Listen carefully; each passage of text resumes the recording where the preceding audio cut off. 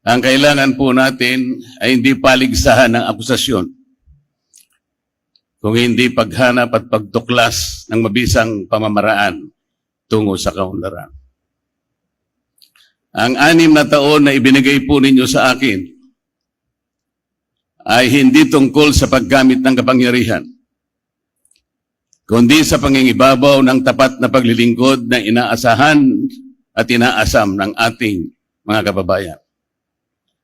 Hindi po ito tungkol sa pansariling kapakinabangan, kung hindi ito ay sa kapakanan at interes ng bawat isang Pilipino. Maraming salamat, Chairman George, at sa buong kawani at mga opisyalis ng Komisyon ng Halalan.